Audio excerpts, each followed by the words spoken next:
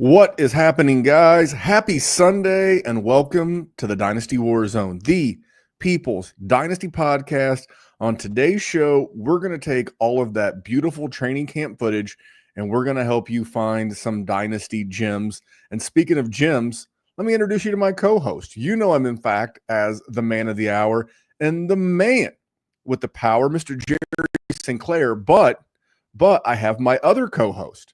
His name is Dustin Royer, and he is going to be my co-host on a new venture, the Dynasty Contractors. If you're looking for Dustin currently, you can follow him on Twitter X at all22_FF, or you can find his work at the Dynasty Rewind. So first I'll introduce Jerry. Hello, Jerry. Hey, guys. It's me. It is you. And then in the middle of the YouTube stream is Dustin. Yo, welcome back. What's going on, everybody? It's been a little while. We'll get into the new show that Dustin and I are doing later in the show, but guys, we're right in the middle of it. We are right in the middle of Dynasty fantasy football. Now I'll ask Jerry first. Does it feel like Dynasty becomes boring as soon as camp ends to you? You No, hold on. Hear me out. Now, the playing of Dynasty becomes fun, but like the strategy, am I missing something? Because like there's still trades and you're still trying to win. I don't know. I just kind of feel like when the news stops and the playing starts, like outside of the occasional strategic move here or there. I get what you're saying. It's a different game, but no, it is the only true, pure, and wonderful form of fantasy football that we still play in this world. I know I got best ball bros that don't like me because I said it's not very fun. And fantasy football is just purely boring and a thing of the past.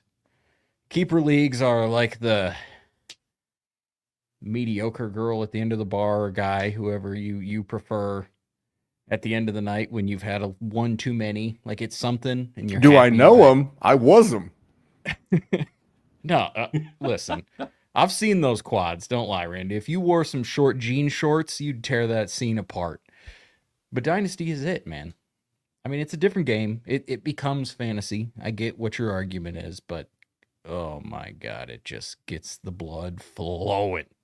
What about you, Dustin? Are you excited for the regular season? Because like there becomes this lull. And like I said, I'm still making trades. You're still active. I think the league chats kick up a hair or actually quite a bit. But like to me, the fun part of Dynasty, which is the rookie study and the draft and the off season and free agency. I don't know. I don't want to be a Debbie Downer, but what about you, Dustin? This is my favorite time of year for Dynasty. I try my best to compartmentalize the season. So I make my moves, I kind of follow the market and everything. But now is the proving ground. That game plan I put out through the summer, those trades I made, we're getting close to actually setting lineups. And I cut my teeth for a very long time, like almost a decade playing redraft and some high stakes redraft. So, this is the time to start hunting.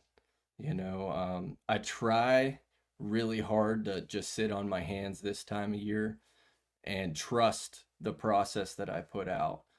Because some of the worst trades I've ever made have been during this time of the year. Preach, brother. Well, in the case of the Dynasty WarZone, that's kind of what we're going to do tonight.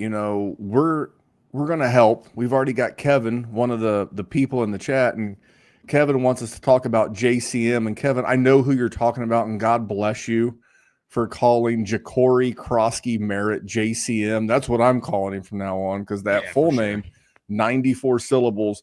But that's the whole point about, and I do agree with Dustin in that this is the time when you find that under the radar guy and you can go out and get him as a throw in the trade, or you can go out and acquire that player cheap because you believe in the research, you believe in what you're seeing in camp, you're believing everything about it. So I've got a list. Dustin's got some lists. Jerry, I'm sure you've got some gems on the list. Jerry, did you do some work? You have some gems for us? I mean, I can always wing it. You know damn well I didn't prepare for anything we're about to talk about. So when I said the before, so we did the for the patrons at patreon.com/Dynasty WarZone, I said it's 5 till. Jerry will be here in 4 minutes. Listen, Ames in West Des Moines, it's like a 45-minute drive, and I'm coming from work every time. So I'm always making Randy sweat it. Well, but you know what? You're always there. And if you're looking for something that's always there and a fun form of fantasy football, check out Fast Draft. You asked, we delivered a full best ball tournament on Fast Draft, but we do it the Fast Draft way, and it's called the Rabbit, because of course it is. 20-second time clock, 15 rounds. These drafts, they take 20 minutes. That's it. So you get a lot of new people coming in and playing, get a lot of best ball bros playing, exploitable ADPs, no rake. It is the best EV in all of fantasy. You should just go to fastdraft.app, use code FAST. You get a $50 deposit match. These things are a blast, and it's the best use of your funds in all of fantasy.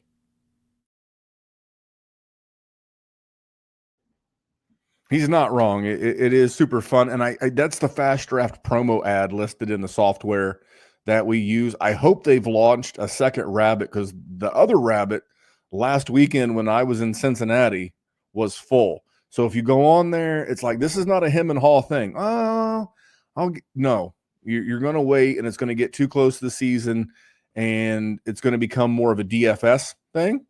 So check out Fast Draft, use promo code WarZone, dollar for dollar match up to $50. You deposit 50, it turns into 100, and you go draft your ass off. It is that simple. Jerry, now I have a good people, bad tweets, but I've got good news and I've got bad news for you. Okay. The good news is I have one. The bad news is that I'm using one of your tweets. Okay. So, you know, but in fairness, it was about the red zone, and Andrew Marchand tweeted out the other day, ESPN and the NFL have agreed to a blockbuster billion-dollar deal that will result in top media properties like Red Zone moving to the ESPN network. That's per The Athletic. And Jerry, God love Jerry and all of his Jerryness. If it's Scott Hansen and I still get commercial-free football, I'll take it. Now, Jerry, I know you're just being an optimistic fellow, but do you really think for 1 second that you're going to get that shit commercial-free now? No, but I also don't care, because I'm not going to pay for it either way. I'm going to stream it on Stream East illegally, just like the rest of you cheap bastards do. As long as it's Scott Hansen, I just want to listen to his voice. But honestly, I have an ESPN Plus account. I use it for work so I can stream stuff. Probably shouldn't have said that on the TV show, but so and I would never in 1,000 years buy Red Zone. Otherwise, usually I work on Sundays, which sort of sucks. So I end up watching the Lions, and that's about it. But no, it doesn't matter to me. No, Randy, I know damn well the corporate overlords are definitely going to give us commercials because they got to put money into Disney's pocket. Welcome to American society, ladies and gentlemen. But let me just be hopeful for 1 second. Let me have one piece of joy in this world, and let me just believe that they're not going to ruin the one brilliant idea that has come into football television in its history, because Red Zone is the single greatest idea to ever emerge from sports broadcasting. Just let me believe that they're not going to ruin it. What about you, Dustin? What do you think ESPN is going to do with what I would consider an institution, a staple of American viewing? To Jerry's point, what are your thoughts, and what's ESPN going to do to this? I almost immediately thought that they're probably going to hire Dan Orlovsky, and then he'll be scribbling all over the screen like John Madden. Well, here's a guy over here. But, Jerry, we do have a saving grace. We will have one more normal year of Red Zone, because this deal is so massive, it's going to take at least a year of arbitration with the federal government. So we got Scott Hansen at least for one more year. We'll see how it goes. I imagine they're going to make it into like a premium service. They'll put a bunch of crap on there like ESPN, the Ocho, be watching cornhole championships and NFL Red Zone, and it'll cost $40 a month. I mean, not to sidetrack this conversation too much, but like, I work at like a bar, like sports facility. So we have like a bazillion different TVs in there. So I have like, they'll do ESPN, the Ocho. The other day I was watching the Roof Ball Championship. Wildest shit you have ever seen in your life. Just YouTube it. They literally just like throw a football and try to throw it around like a chimney or something. Wildest shit. I watched it for like 10 minutes. Yep, Never again. I got dumber. 4-1 odds. They'll sell you 4-1 odds on ESPN bet. Well, I didn't realize that. See, this is why Dustin, he's like super smart he's super smart, period. We could end that sentence, but he's especially smart around things like broadcasting, YouTube, streaming, all of that's why I'm excited to, be doing a new show with him, especially on our YouTube channel. Again, more on that later. But I was thinking it's like ESPN's got a year to not screw this up, but they're going to screw it up. They are literally, it's going to be, 42 minutes of mostly commercial-free football presented by DraftKings and Papa John's and Coors Light, hosted by Stephen A. Smith and Pat McAfee. That's what's going to happen to 2026 Red Zone. Book it. Just wait. He said Dan Orlovsky. It's like, wait a minute. You're already paying Stephen A. and Pat McAfee. But bro, I got to be take honest. Dan Orlovsky over those two. Let me ask you this. What if they did something and they incorporated it into like a pre-show, the way that, because like I think Pat McAfee hosting the Red Zone would be kind of cool. No offense to Scott Hansen, but I don't know. I mean, I'm just telling you. Again, Dustin, very very good observation in that it's not going to change a bunch this year. And I like that comment in the chat from guys. Bring Gruden back. I know Gruden's, dude. If you're following Gruden on social media, he's a treasure. And he's hilarious. But yeah, I was just like, man, they're gonna ruin what's been one of the best parts of football. But again, Dustin, he gave me hope in more ways than one tonight. He's informed me that at least the Red Zone, at least for the rest of this season, will be largely what we've got. But I've got to give you some Dana White, so we're just gonna go with this one. To tell you this, it was a huge fucking clusterfuck. Yeah. Completely fucking irresponsible, a shit show, dangerous, stupid, irresponsible, and just completely fucking ridiculous. I think that's how we'll exactly describe the Red Zone 1 year from now, as it's been ESPN aside. You're such a pessimist, Randall. I am who I am. So let's roll into some training camp gems. I actually stole this first guy. I'm going to let our guest introduce him. He's a wide receiver for the Kansas City Royals. Dustin, tell us. The Kansas City Chiefs. That's all right. Smoke another one, buddy. You're good. Well, you'll get why I made that slip here in a second. Dustin, take it away. We are talking about former Utah State wide receiver for the Kansas City Chiefs, Jalen Royals. Real quick, though, before we lose this, we got Vic in the chat on the clock in a rookie draft. Arroyo or Terrence Ferguson? So let's make a little pivot real quick, since we're going to talk about those guys anyways. Randy would build a statue of Terrence Ferguson. I like, but here's the thing, and not to get sidetracked from Jim's even further. Like, if you bank on Terrence Ferguson, not only is he a rookie tight end, so you're looking year 2, year 3 anyway, because that's just how it works. I kind of think the same with Arroyo. I'm concerned about Rams receiving targets in general. Matt Stafford's not practicing, and they hope to have him better. I don't want anyone on the business end of passes from Jimmy Garoppolo.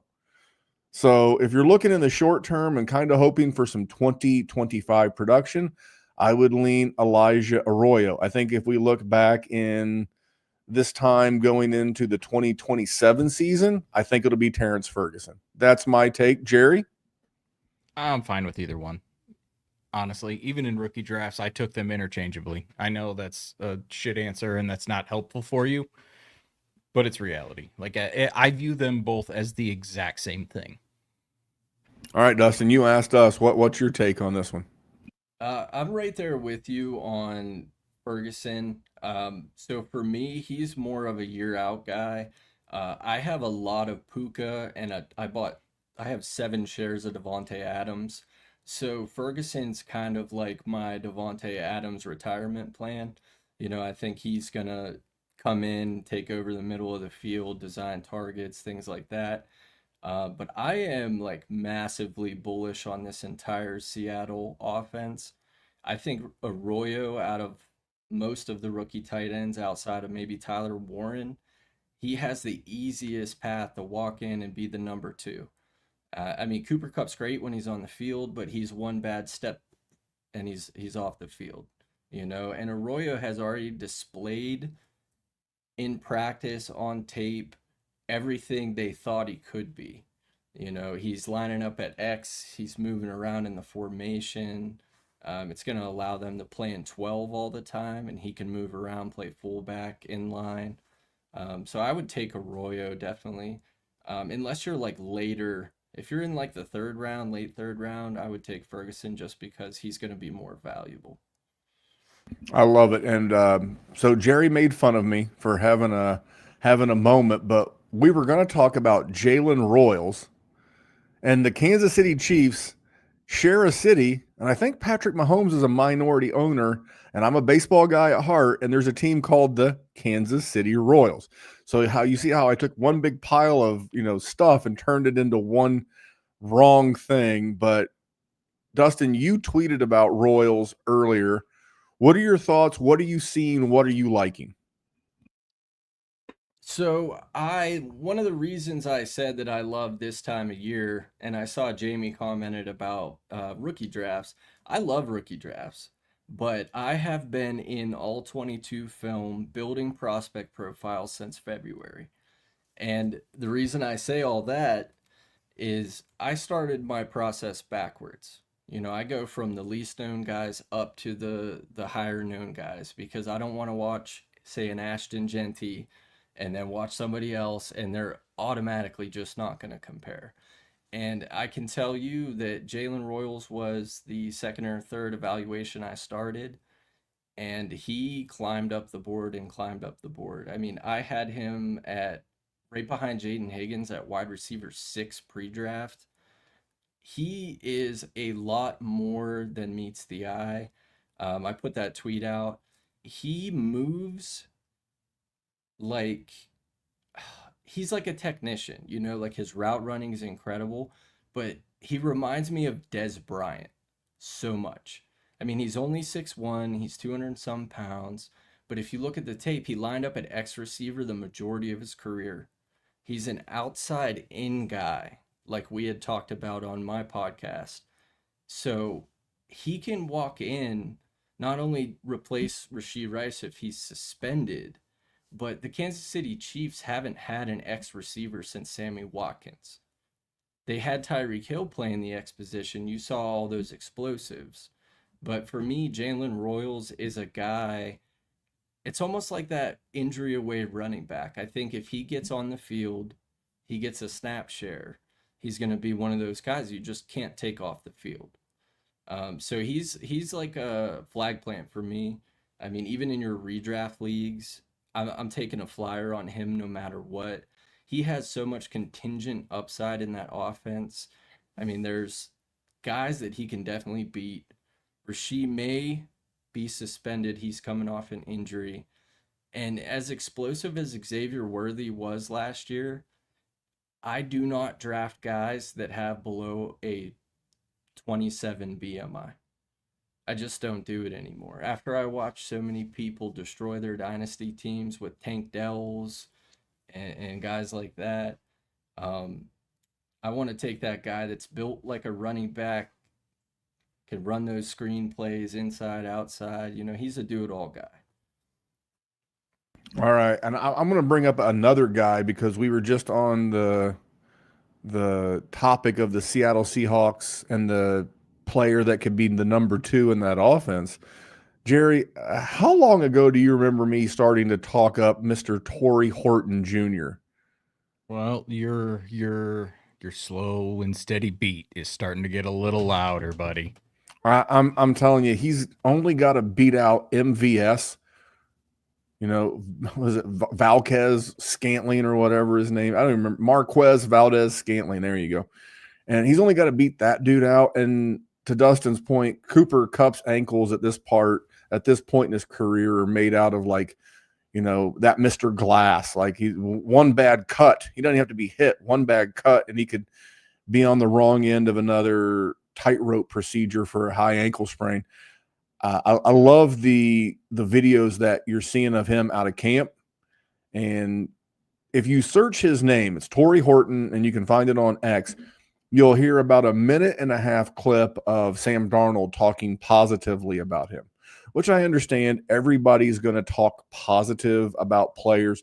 If it's one thing I like about training camp, it's a lot like your mom taught you as a little kid. If you don't have anything nice to say, don't say nothing at all. That's the most training camp thing ever. Like no one really says, hey, this guy looks like a steaming pile of dog shit out there. It's very positive, but I just took that as because, you know, veteran quarterbacks cannot always favor young players, young pass catchers. And I just thought it was another positive sign.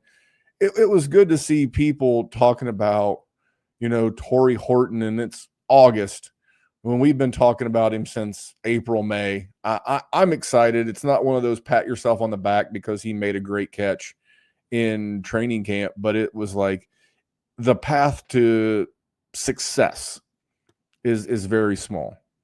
I can't imagine a single person not reacting insane to that catch, though. If you really look at that catch, he was like this. He was sideways in the air like Superman, dude. I can do that. I just don't want to. Well, the funny thing Sorry, is that if you search him, there's actually who was the stud? And Dustin, you would probably know faster than Jerry, but it'd be close. Who was the stud defensive back for Michigan? William Johnson. Does that sound right? Will Johnson. Will Johnson. There's a video of when. First of all, neither one of you guys, as much as you like college football. No. Let's just take a look at the screen right now. This is the most FU to Michigan podcast that anyone is ever going to have. And I know a lot of my followers are supporters of those pitiful, ugly piss colors. And I hope they look at this right now and they're upset. Well, Amen. And if you search him, one of the things you'll find a video of is him in college torching Will Johnson for a touchdown. I think he was underdrafted by the NFL. And I get that Kyle Williams is a player that a lot of people are excited about, and maybe that'll be one of Jerry's guys. But I am so stoked for this kid. Again, I like when the opportunity can present itself early. I think he's the kind of guy that if he takes off, you need cheap players on every roster. A third-round star, wide receiver. Ask the Rams right now. And don't hear what I'm not saying. I'm not calling Torrey Horton the next Puka Nacua. But you ask the Rams right now how they feel about having a guy drafted that late in the NFL draft at a key position and not costing them an arm and a leg. There's a reason why they can afford Devontae Adams and Matt Stafford and all of the other players, good players on that team. I love him. I've went on way too long about Torrey Horton. You should already have a lot of Torrey Horton, and you should just be like, I'm glad I listened to these guys. Jerry, who is one of the guys that has caught your eye this week? This is not somebody who's just caught my eye this week. And I'm going to just underhand this one up to the Dynasty universe because everybody's talking about him right now because we just lost Zach Moss. He got cut. See ya, playa. Taj Brooks, ladies and gentlemen. Back-to-back 1,500-yard seasons, back-to-back seasons of over 20 receptions, and also you are looking at a man who has besmirched the name of Chase Brown for a long time. Not that I think he is going to leapfrog Chase Brown this year. Don't hear what I'm saying, to quote a Randyism. But brothers and sisters, at some point, right? The Cincinnati Bengals are not going to be paying Chase Brown money. And Taj Brooks is going to cost them nothing. And you are talking about a man who, like I said, had back-to-back 1,500-yard seasons. The running back position, as long as Joe Burrow, Jamar Chase, and T. Higgins are going to be there, which is going to be for a pretty long time, will never, ever be the focal point of that offense, which means they are going to rotate them continuously as long as those guys are under big contracts, which means Chase Brown ain't getting one. I just want to go back to this. So you guys remember the season of 2023, and Rachaad White had a very good season. And then we came into last year, and what's the joke that you versus the guy she tells you not to worry about? Everybody told you not to worry about Bucky Irving if you had Rachaad White. Don't worry about it. That's the kind of vibe I get, because Zach Moss, while never a great NFL player, he had been a solid veteran. He was fine. And for the team to let him go, I'm telling you, I don't want to go as far as to call Taj Brooks this year's Bucky Irving, but I could see it. I can totally see it. A guy who comes in and takes a prominent role away from a guy who was highly talented in the preseason. I like that call. He was on my list too, Jerry. Dustin, I'm gonna go to you, a two-parter. What are your thoughts on Taj Brooks and the situation in the backfield in Cincinnati, and then hit us with another gem?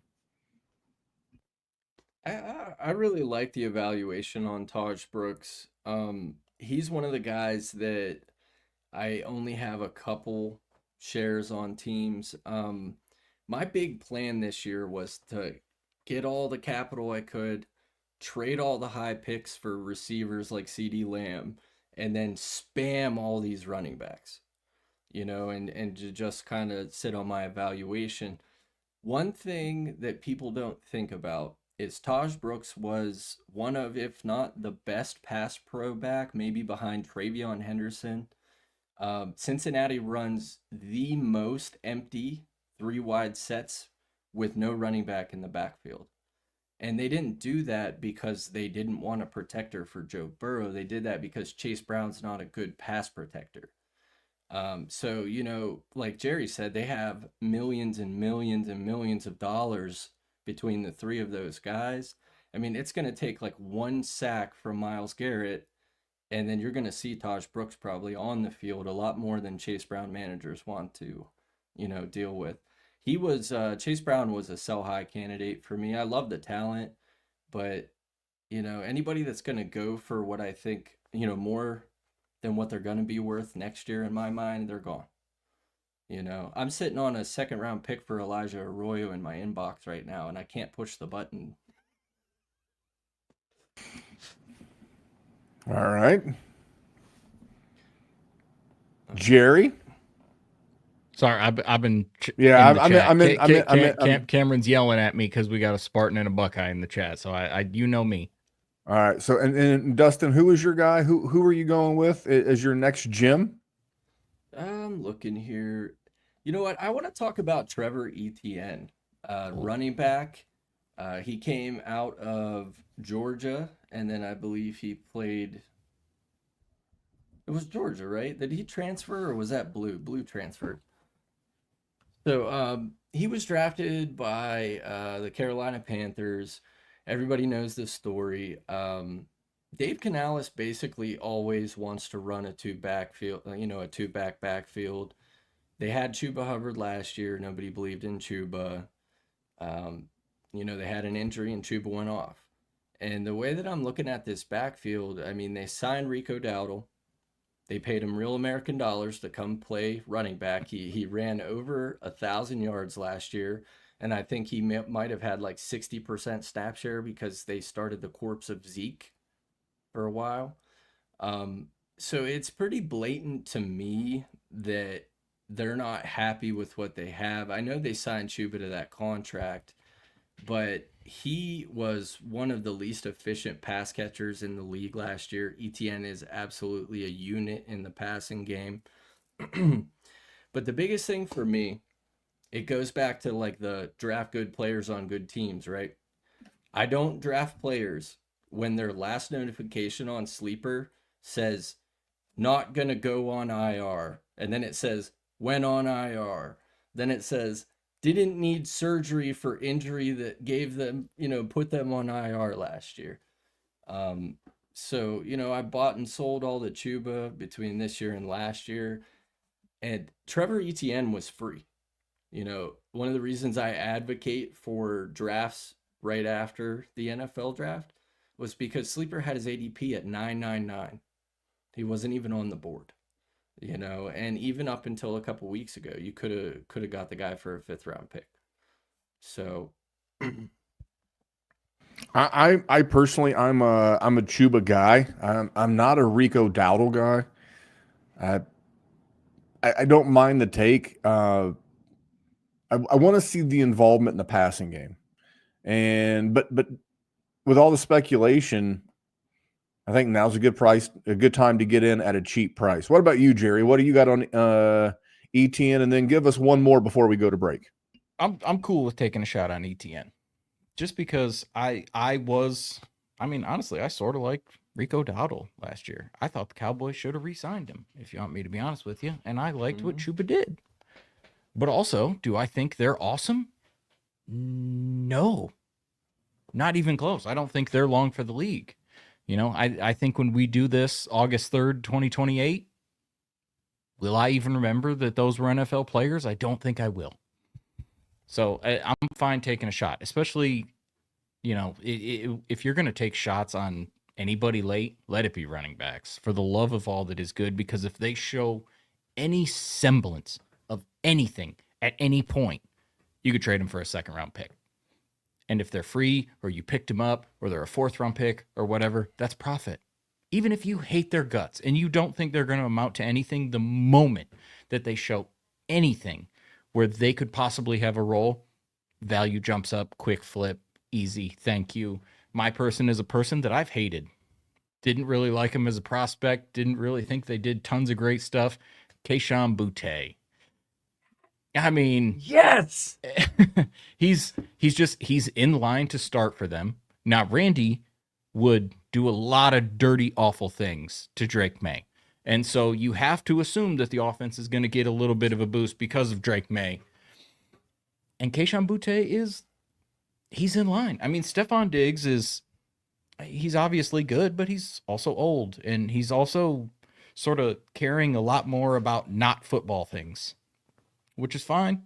My friend, I agree. If I was a multi-gazillionaire and I didn't want to get hit by gigantic large men, I would do the same thing. No disrespect, my friend. But Boutte, on the other hand, he would probably like a contract. He would probably like to stick around because he needs to get his bread up. And I think he is in line to do so. I think he is absolutely worth a stab. And if he can get a starting spot, he absolutely will profit for you. Because right now, that man is not going to cost you much. You might be able to find that change in your couch to get him.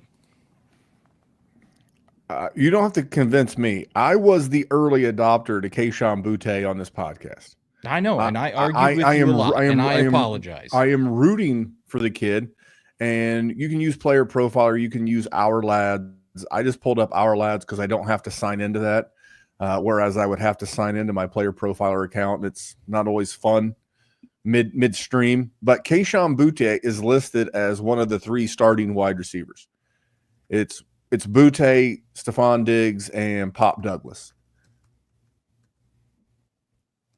And this was a guy that, correct me if I'm wrong, all you Devy degenerates out there, but Kayshon Boutte was one of those guys that was thought of to be another in that long line of LSU wide receivers.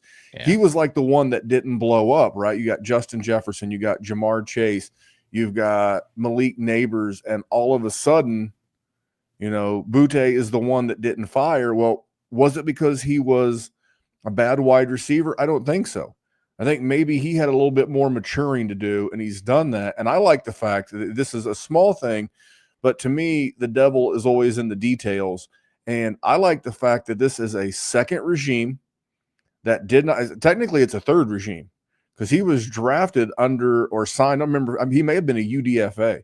and he was signed under the Belichick administration. He got a chance under the what was his name? Jared, the previous coach. Someone help me out here. He was Gerard Mayo. It was Gerard Mayo. Don't worry, I got it, guys. Gerard Mayo, and then now he's listed as a starter for Mike Vrabel and Josh McDaniels. Little thing, it's little, but this is a guy who continues to get opportunities with different coaches, different quarterbacks, different OCs. I think that is a tremendous call. And if you too think the devil is in the details, you might be a candidate for Dynasty Deluxe. If you play in Dynasty, you need Dynasty Deluxe, our premium package for Dynasty Leaguers. We rank over 300 players, updated every week, all year long. And there's a win now mode and a rebuild mode with superflex and tight end premium controls. And a Dynasty League sync where you can say, sync down all of my sleeper teams, all my FFPC teams. And then you can browse around your leagues for who has needs. And then you can use our trade finder to see what kinds of trades are happening in leagues that are similar to the one I want to do. Then you can analyze trades using our trade analyzer, which balances the lifetime value, which includes pick values out to like 2028. All of that plus the rookie guide, $25 value is included. So if you're just in one Dynasty League, Dynasty Deluxe is well worth it. And use your host's promo code, and you can bump up to All In and get $25 off. You can't beat a good Podfather promo. The promo code there is WarZone. I'm going to hit you guys with my next guy, and I'm going to spare the listeners any more DJ Giddens hype. I hyped him last week, but I can't hype this guy enough. He is, like I said, I'm a Colts resident. I'm an Indianapolis resident. I'm a Colts fan. This guy's tearing it up, and he's tearing it up in the passing game. He's not my guy, but you do not. I'm currently you do not have enough DJ Giddens. I want to talk about Dylan Sampson, a name that has kind of fallen under the radar. I mean, what's the depth chart in Cleveland right now? Now, Jerry, let me ask you a question. Do you know who is the only unsigned player from the second round of the 2025 draft class? I do not. Who are you setting me up for? His name, Quinshawn Judkins. He is, which is going to make the suspension thing super weird.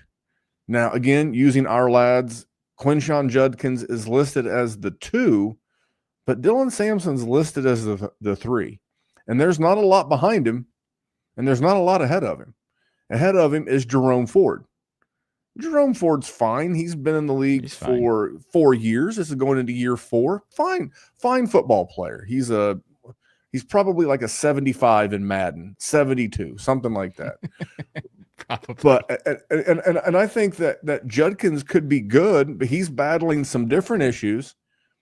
Not even an NFL player. I think there's a real chance. And it's a chance greater than 0. I think there's a real chance you don't even see Quinshawn Judkins this year. I don't think you see him. Right. Why is he unsigned then? I mean, we still got time, but well, there's always. I mean, if okay, they're not going to draft the man in the second round and then not sign him because of this. Why is he unsigned? The GM of the Cleveland effing Browns, one of the worst. No. Check that. The Lions are good now. The worst franchise in the NFL cannot draft this guy in the second round. And the Cowboys are the worst franchise in the NFL. Okay, listen, I will not besmirch a fellow Jerry. All right, and I am appalled that you would even consider it. The Browns cannot draft this man in the second and then not sign him because of this. Hogwash, balderdash, shenanigans, Randall. It's been a month. Why isn't he signed? I don't know. But Dustin, I know. I have an idea at least. I don't think he's signed because we saw all the unprecedented contracts with guaranteed money in the second round. So now you have to factor in his legal stuff on top of that. It's probably the worst negotiation in the history of the NFL Players Association. I mean, the guy's going to get stomped on. He's going to have to take whatever they give him. But, I mean, they signed Deshaun Watson to like $300 million. So I can't imagine they're not going to sign Quinshawn. Deshaun Watkins is the exact reason why I think there's a chance. Again, I'm not saying that you're Moses and you're up on the mountain carving this shit into a tablet. That's not what I'm saying. But But they're I'm the saying Cleveland that Browns, though. It can't possibly get any worse than it is. So, but that's the thing. It's like how many more of these can you have? They had one last year where one of their players, I believe, pointed a firearm at his significant other. You have the Deshaun Watson situation. Is this really the guy that you want to bring in? Now, they have his rights for a full year. That doesn't mean they can't sign him later. I don't think you're going to see him on the field very much at all, even if they do sign him, which all of this noise translates back to Dylan Sampson. You have a Jag, just a guy in front of him, and Jerome Ford. He's a guy that a lot of people, including our buddy, he doesn't do much content anymore, but Dallas Hyder from the Rookie Rundown, another show here on the Dynasty, WarZone. He was a huge Dylan Sampson guy. When he first came on last spring, the first guy he talked about was Dylan Sampson. And good athletic profile, good pass catcher. I'm just saying, he's a guy that, in spite of all of this, I'm not hearing a huge drumbeat for. So for Dynasty, you may not get a better chance to get him cheaper than you're going to get him right now. Because there's every reason in the world for his stock to be inflated, and it hasn't been. So I'm going to go get more cheap Dylan Sampson. And real quick, you can say what you want about Jimmy Haslam, the owner of the Cleveland Browns. I am no Browns fan. I had to defend Jim Irsay for many a different reason. But I loved how Jimmy Haslam handled the Myles Garrett thing. Myles Garrett was like, "Hey, I want traded," and then he was like, "No." And he was like, him and his agent want a meeting with him. He's like, "No, I hired the general manager. You talk to the general manager. You guys take care of it." They took care of it. Jimmy Haslam pays his players. Jerry is a whole different podcast for a whole different day. But I'm not going to sit here and let you call Cleveland the worst team in the NFL when the Dallas Cowboys exist. That was my guy. I'll start with Dustin. Anything on Dylan Sampson? And then maybe give us one last guy. You're talking to a man wearing a national championship Ohio State hat and an Ohio State hoodie. I know in his heart. He loves himself some Quinshawn Judkins. Hold on. Subtract Jerome the stuff. Ford went to Cincinnati too. I mean, he's an Ohio boy too. Subtract the stuff off the field. Quinshawn Judkins is as talented as any of the other guys at the top of this running back class from a football perspective. We put him up there with Hampton and Henderson and even Genty. He is that good of a football player, but for what we do, which is Dynasty, and what we do is look for pockets of value, chances, upside, points. That's where we're at with Dylan Sampson. It's nothing about the talent, but yes, I'm going to let Dustin have the floor. Surprisingly, I actually have 0 Quinshawn Judkins shares. I drafted 0 Quinshawn Judkins shares. The only Ohio State guys I have a couple Travion. Sampson wasn't really a guy that I was really into in the prospect process, but most of the people I respect kept saying that he was a better prospect than a lot of the guys that went ahead of him. I mean, I know his capital was a lot lower. He's definitely better between the tackles, but his biggest thing is going to be, I hate using examples because people only are going to hear the words Jahmyr Gibbs, but his skill set is pass catching and explosive run plays. So with them being behind all the time, there's a non-zero chance that he could just be like that second half of the year, nuclear spam PPR guy. All right. Do you have one last guy that you want to discuss before we discuss our new show? Well, Jerry took Kayshon Boutte from me. So I'll just put that out there that I've been on the train all the way on the train with that one. And he was dominating so hard in camp this week. He scored 2 touchdowns on Gonzalez, and then Gonzalez is out with a hamstring injury. So just leave it at that. My last guy I want to talk about, we didn't talk about Ja'Cory Krosky-Merritt yet, did we? We didn't really dig into him. No, I was saving him toward the end of the show, and hopefully he stuck around. But our first comment of the night, Kevin, he's like, "Can we talk some JCM?" So the floor is yours, sir. So the first thing I want to say is Jaden Daniels nicknamed him Bill, and he wants to be called Bill now. So it gets better than JCM. You can Sign just me call- up. You can just call him Bill. But yeah, when I put out my pre-draft rankings for running backs at the bottom, I had my dart throws and I had three guys. I had Jaden Blue, I had JCM, and I had Trevor Etienne. And the reason I had that was this draft class, basically from the second round down, I added a round of capital every time I looked at the evaluation. Like supply and demand, there was so many good guys, everybody expected them to get drafted higher, but the reality is they got drafted later.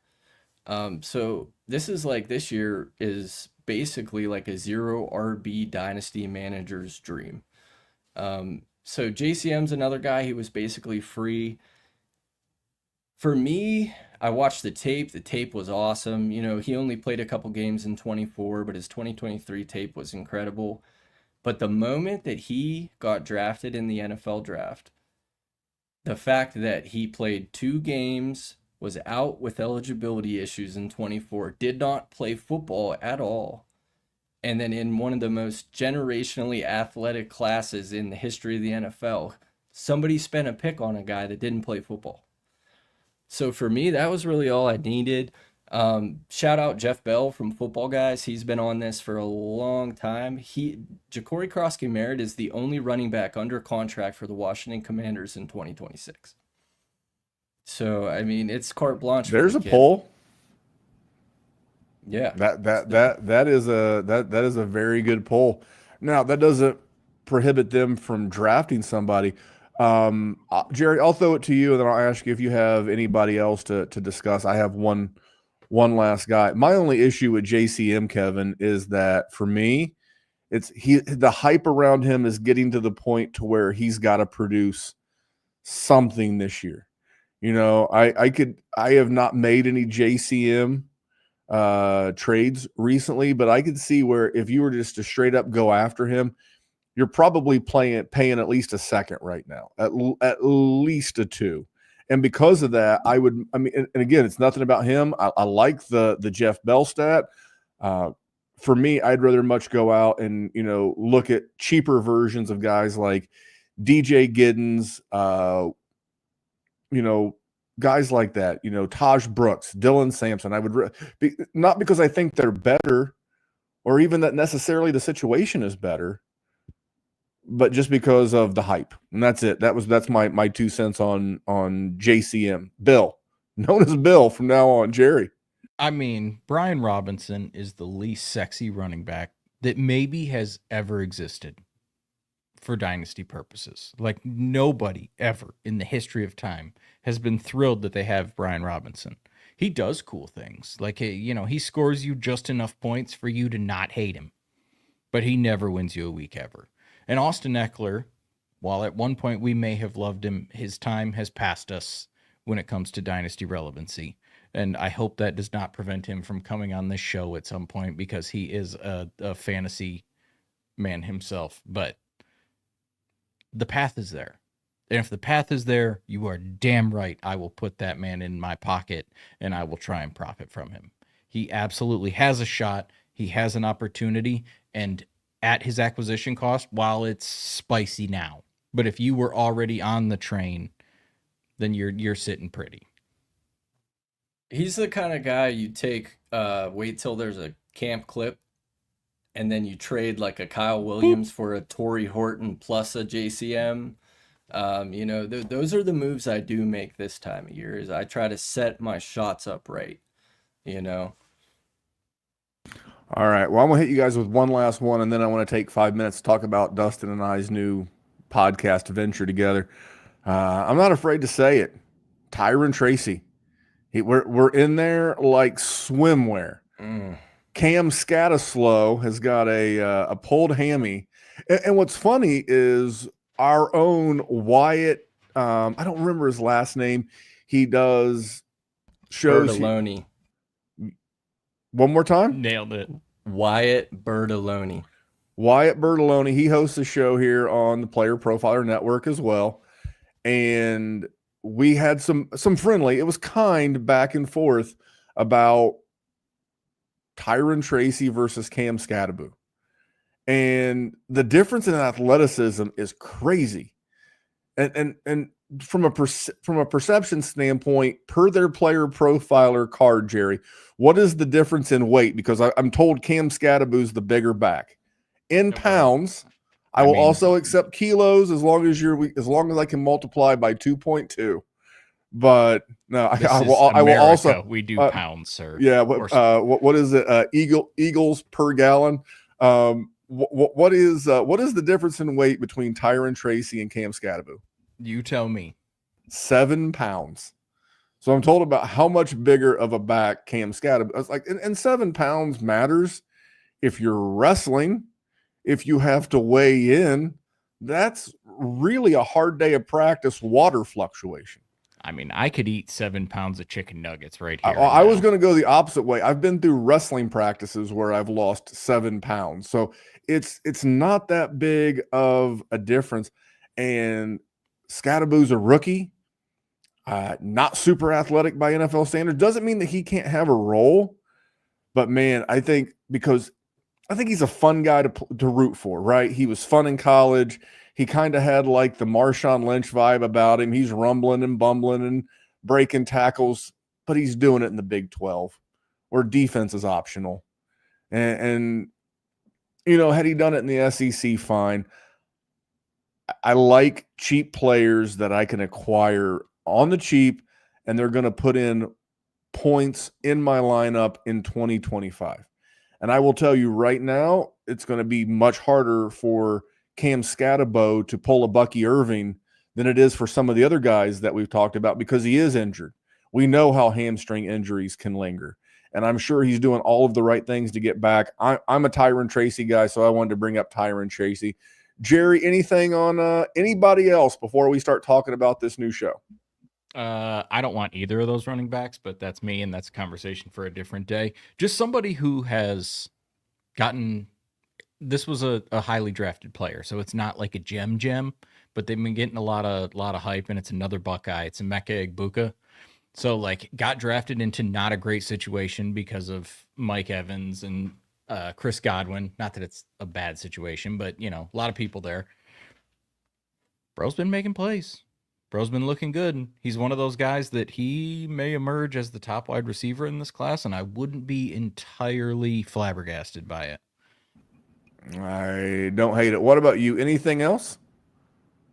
All I would really say is Kenneth Walker is still currently suffering from an ankle sprain, the same one that he has had since 2020. So go buy Zach Charbonnet immediately. Yeah, there was a reason why, and I had heard like beat reporter rumors that this is before the draft, that allegedly Zach Charbonnet was an interest of Pete Carroll when he landed with the Raiders. Again, this is pre-Genty. It's not post-Genty, but at that free agency period, there was legit interest within the current Raiders front office coaching staff. They wanted Zach Charbonnet. And I like to read more into things than there probably is, but there's probably a reason why Zach Charbonnet didn't get traded. He's I don't know if this is year 3 or year 4, but he could be playing for a contract. I think that's a good one. Jamie in the chat said, "What about Damian Martinez?" I don't know. Are they implementing a fullback? I mean, I'm a fan though. That dude runs so hard. Like he fights for everything that he does.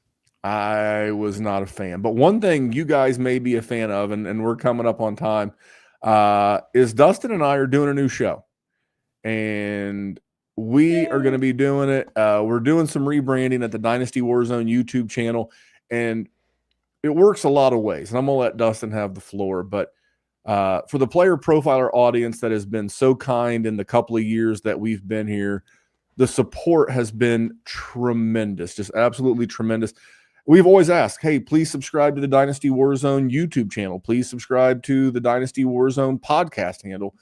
And I would understand that even though you are good people, you're like, dog, why would I do that?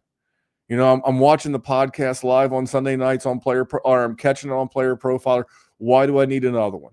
Well, this is the reason. We're going to give you a new show, and it's going to be helping people fix their dynasty rosters and so much more. Dustin, I'm going to throw it to you for a minute. All right. Yeah, so the whole idea, some of you may know, maybe not, but I got my start here at Player Profiler working on Wake and Take with Jason Allwine. And, you know, I really miss that interactive in the chat, working with people, you know. And I saw something in a comment section the other day, and they said these guys are fantasy football players that make content, not content creators that make fantasy content. And that really hit me like a ton of bricks, man. So, you know, we're going to put up the show, the Dynasty Contractors. You know, you can basically hit us up for anything. You know, we're going to do roster reviews. I'm going to be diving into dynastydaddy.com so we can look at real-time ADP, real trades. You know, and we're going to try to get to as many questions as we can. We're going to start taking emails for roster reviews. So please look it up on YouTube, The Dynasty Contractors. You'll see a big yellow logo. Subscribe there. We're going to be giving away a couple free roster reviews, hopefully, up until we hit 1,000 followers. I'm just really excited, man. I want to get back to basics. You know, I started out in a home league with a couple dudes in a garage. Somebody stole the money. We had to find another guy. But like all of the human element. I was going to say that's a fantasy football tale as old as time. Right. You play long enough, someone's running off with the cash. Right. But it's just it's a matter of just like getting back to the root of it, man. Like we're all a bunch of grown-ass men that are kids. We're having fun. We want to have fun. But like most of all, like we all got real lives. We got families. Like I want to win. And I want to win all the money. And I want to help you win so you can win all the money. That's why we're here. And for me, it goes back to something that was really, you know, I always mention the patreon.com/Dynasty WarZone. The kickoff to that was a show that I did on the now in retirement Dynasty Happy Hour Network show called The Dynasty Contractor. And Jerry's got the shirt. You didn't wear the shirt. You should have worn the shirt. I know. You got to find it right now. I was too late. That's why I was late to the podcast.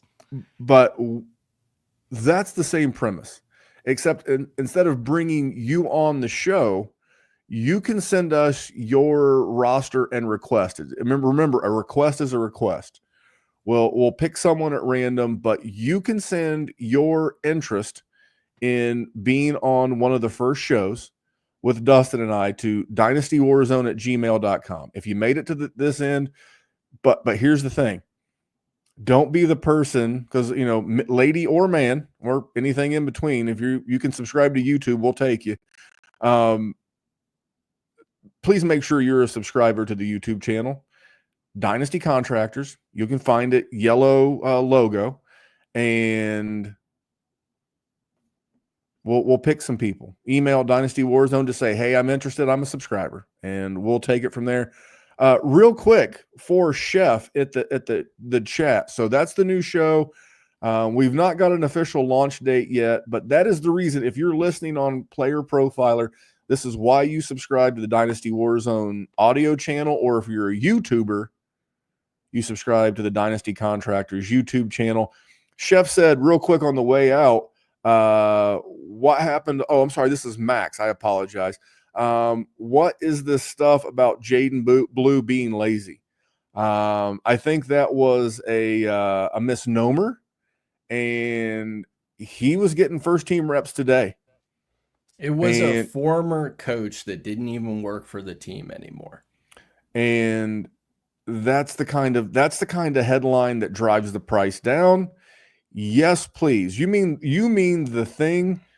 the only thing keeping Jaden Blue's dynasty value down is a false report from a former coach.